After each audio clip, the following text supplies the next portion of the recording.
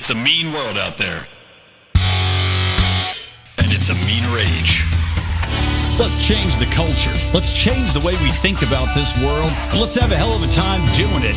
Welcome to Mean Age Daydream, a home for comedy, a home for some politics, and a daydream of a world that doesn't suck. I'm Brian McWilliams. Welcome to this mad world.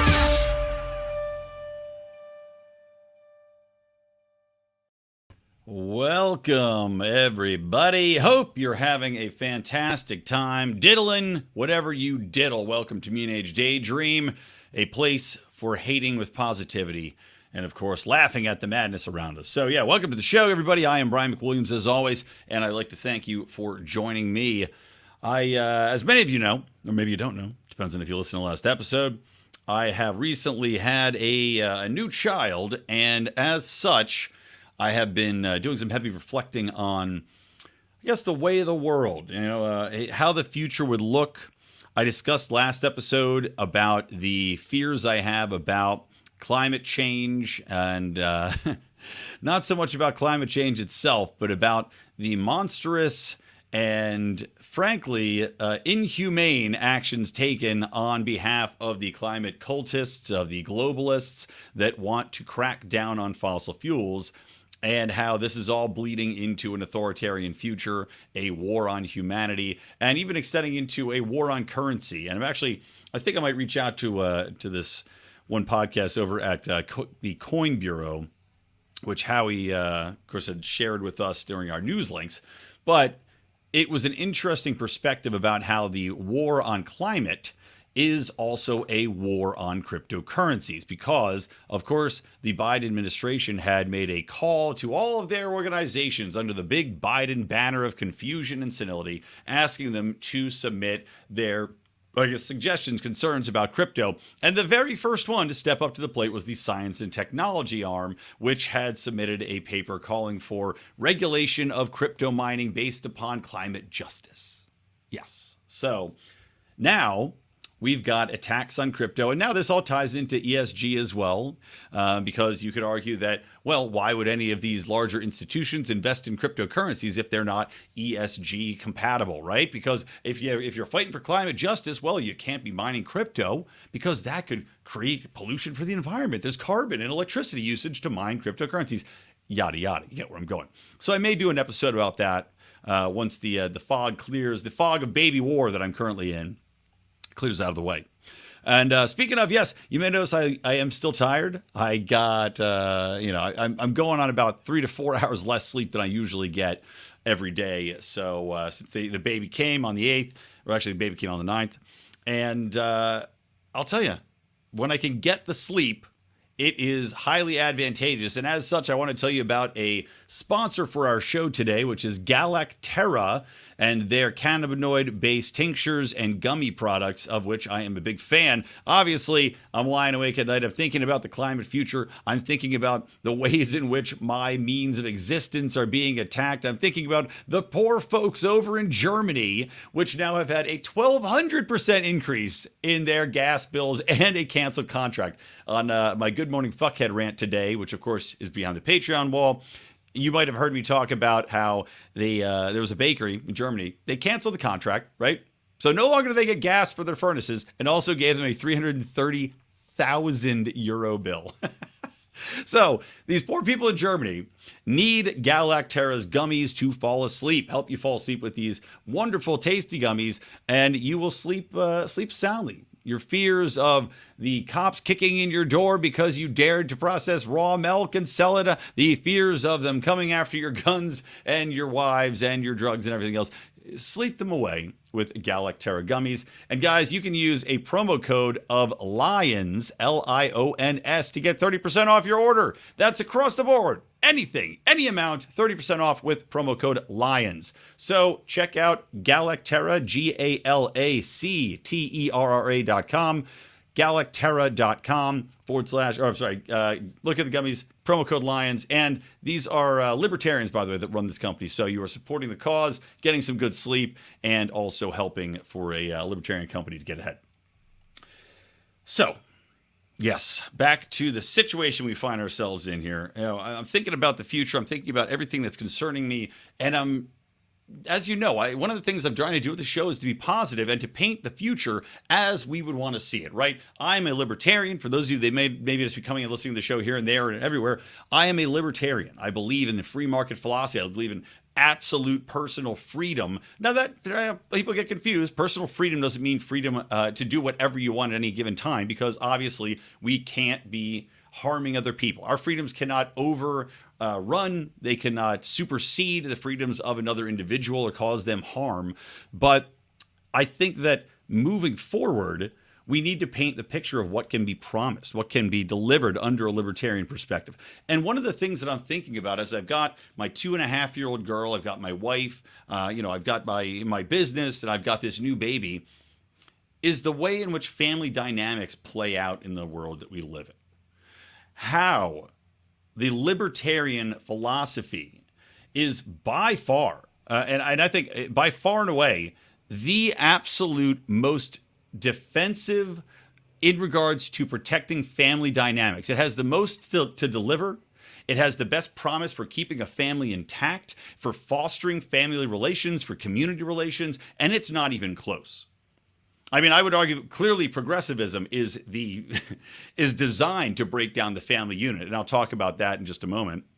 And conservatism, sure, I mean, I guess you could have conservatism in a way and say that defends family values because there is emphasis on church, there is emphasis on keeping the units together. But at the same time, we've seen throughout time that conservatism also has issues in you can be ostracized from a family unit for breaking a taboo that's held within a church, or breaking a taboo that's held within how you might view yourself and your sexuality, using a substance that is disapproved of within a conservative values community. Where in libertarianism, we can all choose to set our own moral values and moral structures, but you don't have these kind of passed down generation to generation biases against certain people, certain lifestyles that do still threaten to break up family units and then ostracize people from one side to another side, because you don't have necessarily a free flow of ideas and a free flow of acceptance of different people, different lifestyles, and different viewpoints. So, moving forward, why do I think that libertarianism delivers the biggest promise for family values? Well, as I said, libertarianism at its core is about freedom, about personal responsibility, and not on dependency of government or looking for some larger state entity to deliver your goods, your services, your protection, your child care, your education, etc. And what we've seen over the past 50, 70 years, basically ever since government has come into existence, more or less, but with an accelerating speed over the past 50 years, is the government attacking the family unit. Now, you think about how this breaks down, and it's a variety of ways I'll go through real quick. Number one, first and foremost, we've got the attack on the family unit in regards to how the government will take care of all of your needs. And when I say take care of course, I mean barely take care of anything, put you through the ringer, make you go and line up in a queue with all the other slave chattel, and then punish you if you don't comply in every possible way. But putting a nanny state in place has both the function of creating people that are purely reliant on the state. And we see that already. Half of America is getting some sort of, not welfare per se, but some sort of government assistance. That is an incentivized system in which they want to enlarge government. They want to pull people from depending on community and family to depending solely on the government and looking for the government to be its provider for all things. So that's one aspect, right? The second thing that I just alluded to is when you have a government that provides all of these services, you've got your food stamps, you've got your money for loans if you need it, you've got your PPP loans during COVID, you've got welfare checks that go out to keep you from being kicked out of your house, you've got moratoriums on people getting kicked out for not paying their rent, you've got, in California, protections upon protections for people that are homeless or destitute, that have basically thrown their lives away by choice or not, that don't want help, and a lot of people who do not want help, but they have given them the means to exist outside of a need for any family or any background. This is by design. This is by design to erode the family, because if the government can erode the family unit, if they can get people split off, number one, you're no longer having cultural values passed down. That means that the government can rewrite cultural values based upon a whim, based upon the moment, and based upon the needs of the elites that are in charge of that government. So think about that, how we've seen this play out. Think about how we've seen the government narrative change so many times in so many different, very strongly held cultural beliefs. And they continue to rewrite it and intentionally push diverse topics that do break up family unions. You see this echoed in the news media as well. The most divisive topics are always the things pushed at the forefront because they know this is going to keep people at each other's throats. This is going to break down family units. We saw this with Trump. We see it with climate change. We see it with abortion and every other topic where you literally have families breaking up over these topics. But getting back to government subsistence, when you have a government entity now that says, well, look, you don't want to live with mom and dad anymore. Well, good news. We are going to provide you with a form of universal basic income, aka welfare. They're talking about more forms of universal basic income. They've already seen this play out in certain states that are testing it out in certain countries across the globe. We're going to enable you to exist outside of that family unit. And they will tell you this is all because these people need support.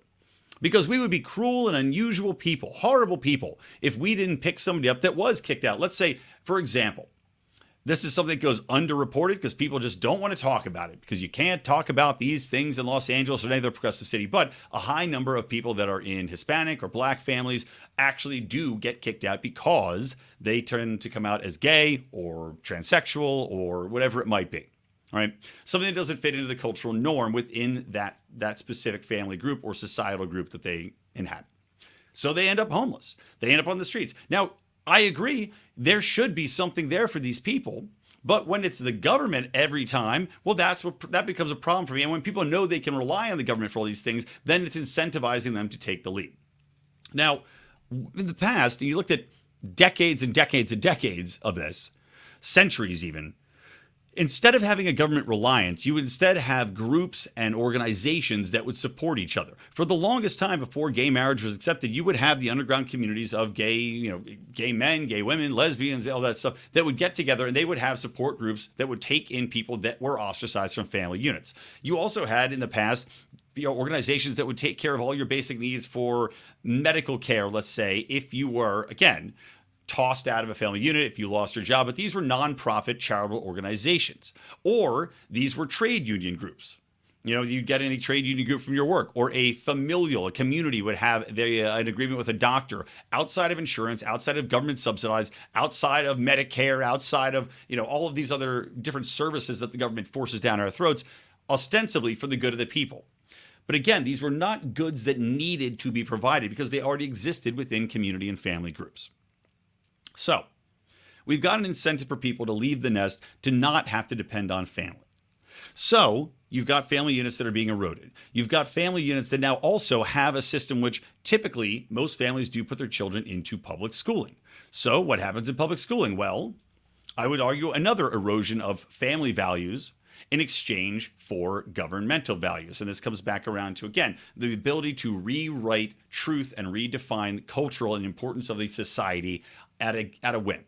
Because government schools are essentially institutions that are designed, and they are designed to do this, by the way, taken from the Prussian model that was designed to create, quote unquote, good citizens. When I hear the phrase good citizens and the intent to create good citizens, I don't think that they have family values in mind. I think they have soldiers in mind, workers in mind. And of course, that is the truth.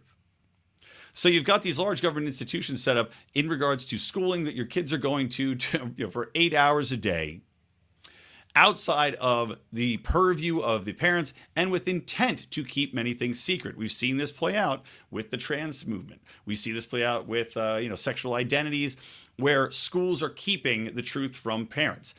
You could argue, and I've had this argument with friends, you could argue that, well, maybe the schools should keep something secret. If a child is gay and is scared to come out to their parents because they're in a very conservative household, well, should the school counselor keep that to themselves? I can see that argument. I definitely can. But at the same time, on a counter argument, I was arguing with a friend about the transsexual movement and how if somebody is identifying as a different gender And insisting by going out as a different name, a different identity in a school, that's where I do think a parent should be notified. Because that is also a symbol of an alteration to me that isn't simply a matter of sexual identity, but is a matter of gender identity. And that can go down a very dark path, as we've seen, especially when you know that there are bad actors out there that will volunteer to give children, as young as 10, hormones straight outside of a doctor, outside of a family knowledge or family permission, and simply give children, hormones that can alter them forever. So not having that knowledge shared is troubling. But these are the institutions that you're shipping kids off to every day. With the libertarian future that we're looking at, you have school choice. So maybe you still send your kid to the same school if you trust those people, but at least you have the ability to weigh what that school is delivering. With school choice, as promised by either a voucher system. Again, voucher system still depends on taxation, which I'm not for. Obviously, the libertarian future would also have a complete erosion of the ability of the government to tax things.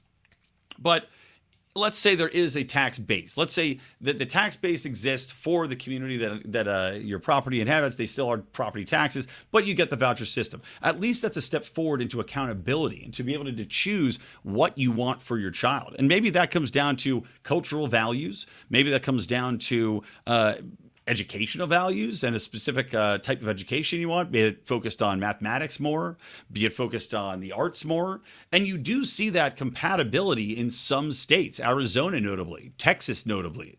California has an aspect of that with charter schools where you can have these kids. And of course, there are also private schools, but they cost an arm and a leg to send your kids to. But when you have the opportunity to freely choose what education your child has and also have oversight into what's going on, and never forget, by the way, the absolute fight that teachers unions have put up over parents demanding to know what's being taught on the curriculum. You have teachers going viral on TikTok saying, well, I shouldn't have to defend or share the curriculum that I want to teach with parents. What? I'm sorry. What are you talking about? Of course you should. Of course you have to share what's being taught in the classroom with the parents that are sending children to said classroom. But there's also, of course, the aspect of homeschooling. You talk about keeping a family unit intact. Homeschooling is one of the keys to doing that as well, because you now have developed a dynamic in which the kid is staying within the household. You have a strong family bond. You're now passing down shared education and training the child not just in the government mandated check boxes of what has to be passed along in order to move the society forward and create good citizens, but you're also able to teach other things that are more involved with life lessons, life experiences, everyday worldview. Getting along within the context of going shopping, going to the store, interacting with neighbors, taking care of house chores, learning how to do taxes. I mean, these are all types of things that you wouldn't necessarily do in a standard educational environment. And I know there's not an ability for everybody to do that. I can't do it. My wife and I don't have the ability to homeschool because it's just frankly too expensive in Los Angeles to do that. We have to pay the bills. But, as we'll see a little bit later, the promise of a libertarian philosophy and economic model also will open up that possibility a little bit more. Now, I want to circle back again on this non-reliance on government and how that helps family units, because I've talked about the different incentives to pulling people away from a family unit as provided by the government. But let's also talk about how the government has attacked family units through things like the drug war, right? That first and foremost has to be one of the most detrimental actions governments have ever taken, really any form of prohibition, because you're policing a voluntary action, right? No one's forcing you, like a certain sex traffickers are forcing ladies and young boys to shoot up heroin, but that's a different topic for a different day. A voluntary action, most often nonviolent, or the violence that comes from the drug war is typically because of the prohibition created. These are drug gangs that are fighting for turf or are murdering in order to obtain more power within the context of the drug war, an illicit operation that has to be taken underground by force of government. But the drug war, by design, seems to have targeted more than anything else minority families. And you know this in the way it plays out with court cases. I've said before, white privilege is a thing to a certain degree, and it comes out really predominantly with the drug war. White kids do not go to jail anywhere near as often as black kids or Hispanic kids when it comes to drug offenses. And then when you're in that prison system, right, they're over policing communities. You've got kids that are disincentivized from going to school, right? Because not only is the school providing this education system, but at the same time, they're also providing incentives for kids not to show up. And I talked about this in another episode as well, but there's now incentives in place, specifically race-based incentives for black people, specifically black people, to not have to go to school, because they put in, and I believe this is in New York State, they put in a measure that said you cannot punish people for not doing their homework, for coming in truancy, for missing school, for being violent, etc. Only if you're black, though. So incentivizing kids to miss school, what do you think they're going to do if they're coming from a poorer environment? They're not necessarily going to go out and get a 9-to-5, job during school, because they know, okay, if I get a job at a Quickie Mart down the street here and somebody walks in that's a cop, they're going to see I'm not in school. I could get in trouble for truancy. Well, not get in trouble, I guess, for truancy. But the clearer path, the more, frankly, monetarily rewarding path is going to be to deal drugs, get involved with crime. So you have incentivization on both sides, right? In the meantime, while you've got this burgeoning environment of violence, of crime, and of drug sales, you're over policing it because they know the incentive structure is set up that people are going to be partaking in this. So they now attack, they now put extra cops in there, they're now breaking up families, they're putting kids in jail, they're putting adults in jail. Thanks to the progressives of the Clinton era, and including Joe Biden's support, you had the 3-strike rule put into place in which nonviolent drug offenders could go away for life. So you've got a system set up where you are targeting more or less minority populations, breaking up family units, and causing them to never get back together, because you have the welfare apparatus set up that pays more for families to stay broken up. Pays more for more children to be in the families, and for the parents, for specifically the fathers, to not come back and join that system. And then on top of that, because of the drug war, well, now you've got this other incentive for people to not work because they don't want to lose their welfare. They're basically now subservient to the system, living in this gilded cage that's been created, a gilded cage with the filthiest newspaper on the floor of it, by the way, that you've ever seen. And now you get people who are living at home, they're not going to work, they're living off welfare, but still drinking, doing drugs, and now you've got the CPS. Child Protective Services gets involved. So now you have a massive foster population of children that are the result of government action, of the destructive actions of government specifically designed to destroy families, to create serfs and slaves who are dependent on the government. And now it's cyclical, right? Now, these children coming out of foster care, statistically, some like 70% of children coming out, of the prison system spend time in foster care. Think about that. And I work with foster organizations. It's part of my job. You've got tens of thousands in California. Actually, in Los Angeles, we have 35 to 38,000 foster kids at any given time, just in this county. 70% of which are going to spend time in the penal system.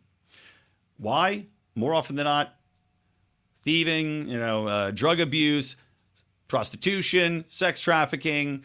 This is what these premises that the government creates is. This is what's being created. This is what the attack on family units is resulting in. And these people now are going to be perpetuating the cycle. If they live to adulthood, if they stay out of prison, well, they're probably still going to be involved in creating more broken family units. And that perpetuates itself. The black community back in the 1920s, 1940s had actually higher family coherency rates than white communities until progressive policies got involved, until all of these welfare actions, until all these promises and incentives and drugs were introduced, thanks Ronald Reagan, to destroy communities of color. But it's not just communities of color, as I said. It's about breaking down family units overall. I'm kind of going here and there. I've got a ton of other, I've got all these different bullet points.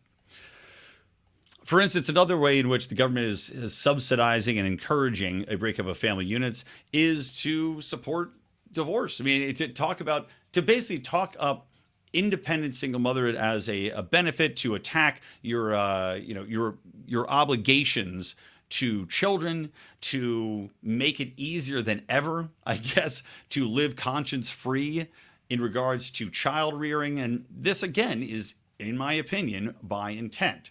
Because you have weaker family units, you now have limited upward mobility, because a coherent family unit is the number one way in which you can get ahead economically, the stability, and like I was talking about earlier, the ability to provide support for somebody if things go wrong, right? And I'll circle back around to that again in a minute. But all these things are attacks on family that are very intentional. Because self-reliance, as a family, as a person, self-reliance is a gift. I mean, it is not only a gift that you give to yourself, but also give to your family, because you're teaching them the values to realize and understand risk reward. And as a family unit, going out through the centuries, risk reward was there to move, to undertake a new business, to undertake a new investment, to do anything involved risk reward. And when you have a family there, it's not just about you and your own gambling. You're now gambling on everything. You're gambling on the future of your family, your house, your line, etc. But that is a gift to be able to have that. And it's a bond, because when you talk about going through something as a family, a hard time, a good time, you're now still keeping that family unit closer than ever, because you're learning how to operate. You're learning how to exist outside of a safety net other than the one you've provided and other than the one that you've fostered with community and family, friends around you, and within maybe a generation of blood. If the government can break that down, if they can break up these units, well, then that's, again, where you have people solely relying on government, because you don't have community. And that's where the divisive nature of news, the divisive nature of government policy, so the way politics are played out, this two-party system of red versus blue and hating the other politicians. And that's where we are right now. Hating, not a cold respect, not a mutual disinterest, or at least, okay, you're over there, I'm over here, well, we can get along. No, it's intentionally fostered this hatred that benefits only one category of people, and that is the people in power in politics. Because again, every political speech, vitriol, hatred, attacking, everything is the end of days at all times. When in reality, you look around you and none of it is the end of days, realistically. But you would be led to believe that you have to be in panic and attack mode at all times. And having that fear response is so much easier if you don't have a family around you, a community to talk to go down to your neighbor and say, hey, what's this shit? Heard about this? What's going on? To calmly discuss topics rather than be inflamed at all times. And your family defines much of what you view as the truth and the reality of your situation, right? I mean, just look to religion. I'm not a religious person, right? I enjoyed, John Odermatt, who now is, of course, Finding Freedom, our Monday show. I'm still here on Wednesdays. John did a whole episode that I was listening to. It's pretty interesting about exorcism, right? John, he's a Christian. He is very religious as far as things go, but I'm not. But yet John and I are very good friends. I have no qualms in listening to this perspective from a religious show, but his reality and understanding of the world, understanding of the truth and moral truths definitely revolves around his upbringing, his family, his current family, his extended family and community of church. Whereas my family, we're still all very close, and we've never been too religious. My mother was, so maybe I've got that Catholic background of morality within me, but still, our family unit's intact. And my parents and I talk every week, and we talk about what's going on in the world. And again, we will, through conversation, come to a conclusion about the reality of our world and the values in which we want to perpetuate, we want to pass along to our children, and that we want to simply confer by our very being and our actions. And that's something that, again, the government wants to take away. They want to take away that perspective on truth. And you see that through actions on social media, with governments working with Facebook and Twitter to obfuscate or censor data and information coming out, to censor viewpoints, working with the mainstream media hand in hand, seeing CIA members and members of the Department of State now going to work for the major news organizations, the rotating door between presidential cabinets and presidential press secretaries and the media. It's nonstop because they want to alter and control your perception of truth. And more often than not, your perception of truth, what you trust, comes from your family, because you've learned through the years that you've been together that you can trust family.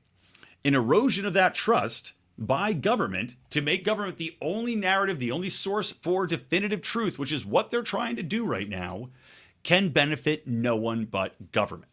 And it definitively does not help the family, because now you're going to have two different realities that present themselves, clashing at all times when you're at the dinner table, when you're getting together for Thanksgiving dinner. That one is the mainstream media government narrative that they want you to believe, that they want you to tout, that they want you to fight for as a good citizen, and hammer it into your brain, which is why you see so much cognitive dissonance with people. That's why you see it, because they're being inundated and hammered with government authoritarianism, with government narratives, with one solo truth. And then when they're presented with another truth that blows that one truth out of the water, they cannot understand it. Family creates a reality that you can use as a basis of comparison at the very least, which again is why they're trying to destroy it. Oh, I skipped over. I was talking about self-reliance and also just, people going out on their own. See, I'm going all over here. I'll stick to the moral values and family values here. But the other thing too, I talked about earlier how the government wants to create its own cultural morality and change it at a whim. And this ties into military-industrial complex. This ties into global hegemony. There we go. Got it right the second time around. It ties into very much the 1984 defining of how you must see the world, what you must view as good and evil. And your family values, as I talk about, talking about religion, your family values pass a lot of that along. Now, libertarianism doesn't have a specific morality to it that I would say, other than, the very fine phrase, don't hurt people, don't take their stuff. I think Matt Kibbe over at oh my God, I'm blanking on the name of his corporation. Oh my God. Oh, sorry, Kibbe. Totally blanking on it. Oh, well, doesn't matter. But, they have merged with that phrase on it. And outside of that, it's pretty much the non-aggression principle. But when it comes to your moral perspective on different sexualities, of different ways in which the world and people should interact, do business, I mean, it flows from that one source. But outside of that, it comes from your family values. The simple stuff of not hurting people, of not taking things that aren't yours, of treating people well. This can be a benefit and a curse, granted, depending on the family unit. But I have to believe that as family units become more entrenched once again, when you have people that are now living within the context of understanding, of non-divisive media narratives, of non-divisive schooling narratives, of non-divisive ways in which that the family dynamics exist, where you're not constantly under pressures from government or the states or the police to live your life a specific way, you're going to have more opportunity to get back to cultural norms and have a more standard family unit that's going to be successful. Going back to, I guess, a safety net of sorts. People will attack libertarianism because they'll say, well, you're very selfish. You don't want to provide anything for people that are hurting or out in the world and don't have it. And I alluded to this earlier, talking about welfare state and incentivizing people to leave. But I did want to circle back to it, because when you have a family unit that's intact, you have somewhere that people can always go. And you additionally have, within the future I'd like to present, you have more opportunity to keep and live within the family dream of, I guess, the American future, right? The promised future of 2 cars and a house and a picket fence and property that you can actually own and live on and foster, and they're not going to take it away from you. And I think that future is only possible through a libertarian philosophy, economically and philosophically, because right now we're presented with skyrocketing inflation. That makes it almost impossible for people to really save effectively. It makes it almost impossible for people to budget as far as clothing, food, gasoline, energy. Again, going back to energy and the crisis that all these families find themselves in because of bad actors within the global community, dependent on changing things based upon projections of climate scientists who have been proven wrong with every existing model, and putting all their eggs in one basket to the detriment of the broader population. So, reining in the ability of government to control the monetary supply, reining in the ability of government to tax your property, reining in the ability to take your property away from you should you be delinquent by $5 in 30 days on a property tax bill, of which there are many examples. Fighting back against the government's ability to come in and regulate your business out of existence, or freeze your assets for no good reason, or to limit where you can and can't sell your product, how you can and can't market your product. All of these things lead to an erosion of your ability to create money, to create value, to save money, and believe in that value going forward. And that's really, I think, one of the cores too. When we talk about family now, we talk about how families coming into existence, people having children, has been moved backwards by 5-10 years. People used to have children very young. They'd get married, they'd buy a house, they'd have kids very young. And now you just don't see that. Why? Because of uncertainty. There's an uncertainty principle that is baked into having a family now in more markets than not, in more states and cities than not, because of the uncertainty of the promise of value when it comes to currency, success, career, the housing market, the stability of goods and services. All of these things are tied into government power, government control, monopolies on what and what cannot be done. And you have to think that if we could rein that in, the promise of the American dream could once again become resurgent. And that dream existed fairly strongly up until recent times when the inflationary marketplace pushed things so far out of whack, combining with, again, red tape and where you can build, what you have to build, the welfare state coming in and insisting that people that buy in a certain area have to pay for a certain amount of property that goes to the poorest among us, that people that are building apartment complexes or condo complexes that would take pressure off of houses have to put in a certain amount of low income housing, or basically giving away their product at subpar or substandard levels to benefit these poor people, but then disincentivizes developers from building these buildings so they don't get built, and so houses cost more. This is all a spiral created by government. And again, in the future, where we look to libertarianism and philosophies reining in, economic practices reining in the inflationary amounts that erode people's savings, that make it impossible to save and incentivize people to gamble on the stock market instead. Well, if you rein that in, if you rein in the ability of government to regulate what you can build, if you open up the housing costs, if you open up the market, if you make it easier and take a licensing aspect out from what people want to do as far as obtaining and building their own houses, building smaller houses, getting property, opening businesses that they can create value for themselves and their families to buy a house, all of these things, again, are tied into government. And by shrinking the size of government and the economic power and the regulatory power of government, we can see a resurgence in family and resurgence of that American dream.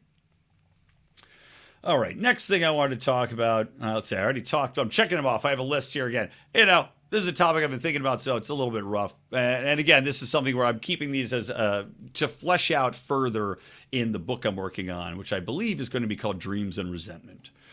So, how about this one? Again, I talked about upward mobility. The government is the primary function, is the primary villain in stopping upward family mobility. And you think about the different ways in which this is enacted. Number one, I told you, breaking up family units, the drug war, overactive, virtually any nonviolent crime shouldn't be, you shouldn't necessarily need to be sent away to prison or removed from your family. Child protective services being highly aggressive and very little culpability or responsibility of oversight with these organizations that come in at a whim to take away people's kids, that will come and literally knock on your door if your kid is unattended in a playground.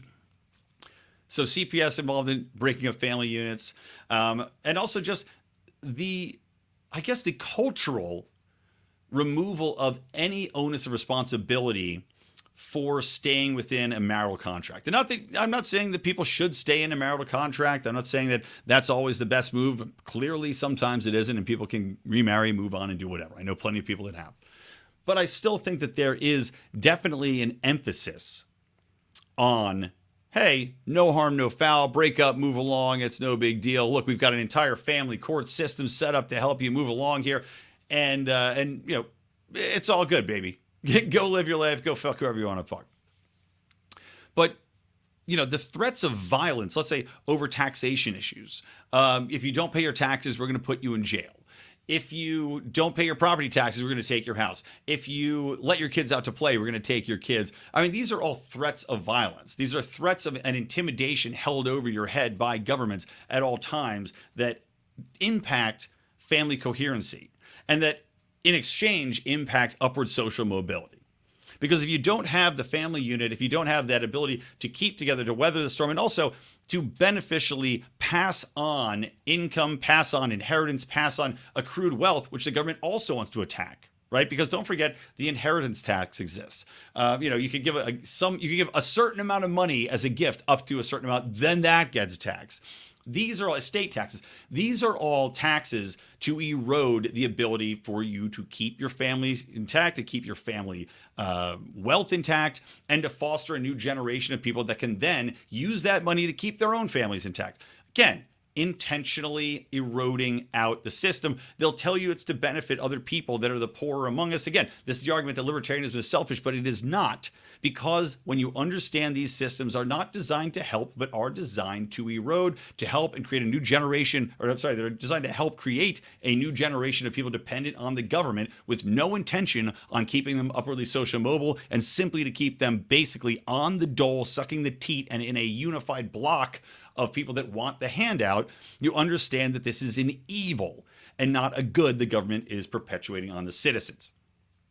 Keeping wealth in a family that has been hard earned, passing that along to another generation is a good thing. People creating new businesses, having stability within a community is a good thing. People that have money coming from different sources that are stable are the most likely to give to charity, to benefit their community, to give back, to be able to live their lives in a sustainable manner, and that's good for everybody. Trying to put people back at step one just for the sake that everybody should be equal does not help to do anything except foster more poverty, more people that are living in desperate situations, and more people that are going to be looking around. And again, like I said, have no concept of what the stability that the value proposition of the standard of living that we expect in America or any civilized country, let's say, is that you can keep on going at an even keel without too much inflation, without too much flux in how businesses operate, how the economy is chugging along. And naturally, there's going to be some. But we know that these are dependent on government bubbles, on government infusions of cash. Every great recession has more or less been caused by a government, and every great recovery has not. It's usually been spurred along by technological innovation. Passing along that money, giving people stability, giving people a chance, and giving them a cushion to be able to experiment and try something new, be it entrepreneurial, be it technological. Having a house where a kid can crash for a couple of weeks or a couple of months or a couple of years even, not that I'd say that's the best thing, until they find their bearings and get their feet, is a good thing for society. And the government continuously tries to erode that ability. All right, last thing, let's see, I talked about that. Economics of saving and confidence value, check that out. Oh, family business. So I want to talk about family businesses as well, right? And I think that when you've got family businesses that have seemingly a thing of the past now, you don't hear a lot about family businesses surviving. And I think that this, again, I will point the finger back at government, and I think it's a shame. I think it's a real, I don't know. It's almost like something out of a sad movie, where old Giuseppe in the pizza parlor, or the guy who's the tinker in his shoes, no longer has a son that either wants to take over the family business or can't compete anymore because they've been put out of business by large government institutions. You look at what is happening right now over in UK. You look at what's happened over COVID. You look about what's happening in, where is it? It's in, Germany. Germany, and I'll use this example of the bakery again. The German bakery that is now essentially being forced to close because they can't get gas. They've been issued this $330,000 gas bill and had a contract canceled. In theory, the government is going to provide them a bailout. Because they said, we have $45 billion and we will gladly help the peoples. But they don't, because the $45 billion they set aside doesn't apply to craft businesses, aka small businesses. What sense does that make? Who's getting the money then?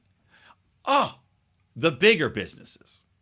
That's right. These bailouts are for the larger corporations. They don't want small business to succeed. They don't want small businesses, as much as they talk about it, as much as they create these bullshit loan programs for small businesses, they don't want small businesses really to succeed because big government and big corporations love working hand in hand.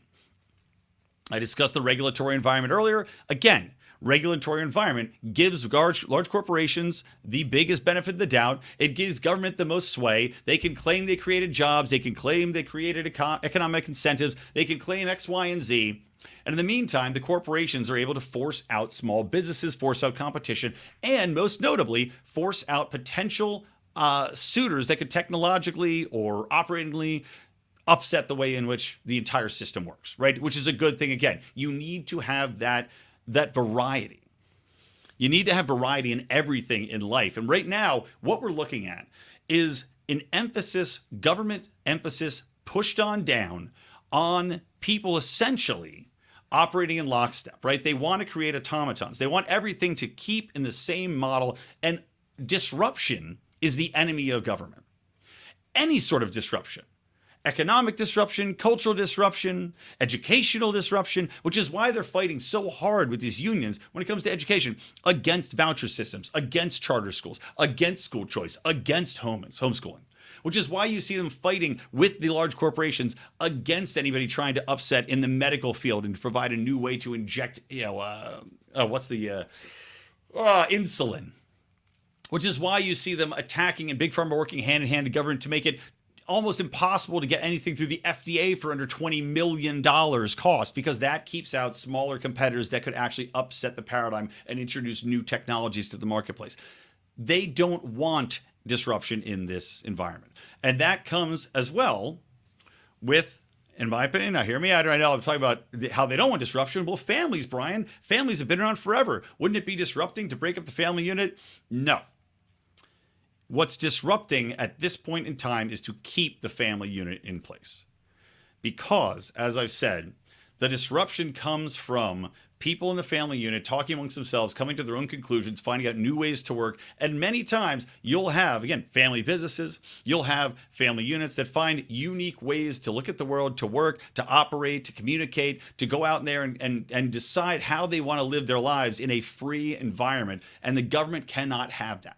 Cannot have that outlier or the potential for the outlier to exist, which is, again, why libertarianism is the only philosophy that promises a true return to family values, to family freedoms, and the future of family units to upwardly mobilize,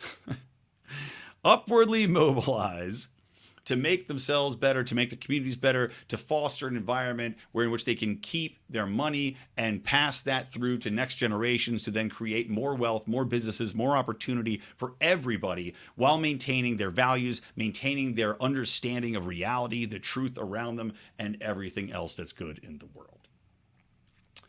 That was a long rant, I know, but like I said, I wanted to do an episode on this topic, and I have done it. Guys, by the way, support us. I want to talk about one more thing. One more little funny thing, but support us if you would. Share the show, please, guys. I beg of you, please share the show, retweet it, tell a friend, give us a review on iTunes if you haven't. We really could use some more reviews on iTunes, not only for Mean Age Daydream, right, which is my solo, I have a solo feed for this show as well as being on the Lions of Liberty Network. And don't forget, by the way, we aired a special, Robbie the Fire Bernstein and I, Part of the Problem, and of course the Run Your Mouth podcast. We have done 2 episodes now of Hate Watch, watching Hillary Clinton and Chelsea Clinton's Gutsy, the worst show I've ever seen in my entire life, but we're hate watching it, so that's what we want. But I aired the first breakdown we did last Friday. I will air the second breakdown again this coming Friday, but only on the Lions of Liberty Network. So make sure you subscribe to that feed. Again, if you'd be so kind, on Spotify, on Apple, on iTunes, give us a 5-star review and a little bit of a write-up. That would be awesome. Really help the show, especially Mean Age Daydreams. I'm trying to grow the solo feed outside of the network. Again, we're trying to get more people in a little bit more non-traditional manner, and share the show. Please like, subscribe, tell people, share. Support us on Patreon, patreon.com/Lions of Liberty. You get my Good Morning Fuckhead rant. Tomorrow, we're doing a live stream recording of our new conspiracy show, which is going to be focused on Epstein and other things. It should be a good one. And outside of what we already talked about. Don't worry, it's not going way back to the other stuff. It's going to be some new stuff here. But that's going to be called Secrets, Lies, and Cover-Ups. SLC. Secrets, Lies, and Cover-Ups. So we're doing a live recording of that tomorrow at 9 p.m. We're going to stream that live to our Facebook group and up in our Patreon. And also on Locals, lionsofliberty.locals.com. So get in there, support the show, and go buy an awesome t-shirt. We got a bunch of them. Okay, wrapping up this episode. I was going through Twitter. I'm opening up, I'm on the shitter, and I'm looking at my Twitter. And I couldn't help but shake my head in awe because Tim Allen was trending. And I'm like, all right, what's Tim Allen trending for? Are they making another Toy Story? Are they making Buzz Lightyear 2 and they intelligently put Tim Allen back in, instead of fucking Chris whatever his face was, Captain Progressive America? No, he's trending because he tweeted, and I'll read you the exact tweet. He tweeted out a joke about Joe Biden. And it's not an especially funny joke. It's not an especially clever joke. It's a pretty much standard joke. It's what you would expect to hear from almost any late night comedian that wasn't a complete sellout hack. Here's the joke. Biden was on 60 Minutes. I heard he asked how long the show was. Ba-dum-bum-pa! As of right now, it's got 12,500 retweets, 2,300 quote tweets, and 105,000 likes. So pretty good, right? Pretty good for this tweet, which again is a joke any comedian could have written in their sleep. But really, what I would have expected, a Jimmy Kimmel, right? Or what a Jay Leno probably would have said, what a Johnny Carson would have said, what a David Letterman would have said, probably even a Conan O'Brien would have said. Because they weren't sellout fucking hacks.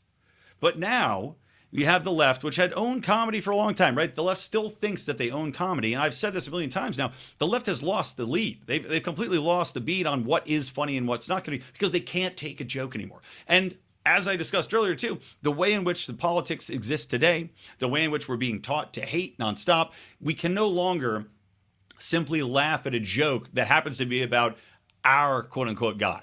Right? Because everybody's guy now is theirs, do or die. You have to defend this person no matter how stupid and asinine they are. The right did it with Trump. The left does it with Biden. It's all fucking poison, man. But it sickened me that this joke had liberals up in arms. Progressives lost their fucking mind over that joke. That simple joke. And it's not especially good, but it's funny enough. Set up, punchline. The show's called 60 Minutes. Biden's so senile and dumb, he doesn't know what it is. Okay, man. Just laugh at it. It's a funny little setup. Just laugh it off. But they can't. The vitriol aimed at Tim Allen, people attacking his character, people attacking him, calling him washed up, calling go back to jail, you coke addict, blah, blah, blah. You would have thought that he made an ill-tempered joke about the Queen of England rotting in her grave with 2 fingers shoved up her snatch. That's what you would have thought that Tim Allen said. You would have thought that Tim Allen went after, I don't even know, Beau Biden and said something horrible about the president's dead son, LP New Hampshire style. No. Simple joke, funny little joke, lost their minds. That is so telling. Because it goes to show you now, these people will play into any bait provided. And this is what from a strategic perspective, I know these people aren't strategists. They're not messaging or communication strategists. But knowing that it's that easy. I mean, Trump broke them so badly where they had to respond to anything Trump said. They now have taken that Trump dementia, that knee-jerk reaction that Trump provided, and now they've extended it to anyone in the sphere, even if it's a stand-up comedian / former A-lister that's now, I don't know, a B-lister celebrity on TV. Because he didn't like their guy and made a simple joke about it, he's the demon, he's the enemy, they've got to jump on it, they've got to retweet it, they've got to amplify the fuck out of it, which is what happens every time. These people just don't get it. You are working for the Tim Allen perspective here by losing your mind and providing people the exact perspective that they read and they watch Libs of TikTok for, is this exact reaction. You gotta love it, man. You gotta love it. Anyway, good one, Tim Allen. That's going to do it for us guys. Again, like, retweet, subscribe, share the show. Obviously, we're in a time of transition here. John and I are working on some other things. There is going to be a Friday show that John and I are going to do. It's going to be a short format show. I'm going to tease it now, but again, this is going to be only on the Lions of Liberty Network, so make sure you subscribe to the Lions of Liberty Network show. We're going to roll this out probably in about a week or two. We got to get our ducks in the row for it. Probably a little theme song action going and roll that out. But it's going to be a fun way to end your week, focused more on just funny stuff in the political. Otherwise, hugs and kisses from me, Brian McWilliams, the Lions of Liberty Network, and Mean Age Daydream. Keep those electric eyes on me, babe. Keep that ray gun to my head.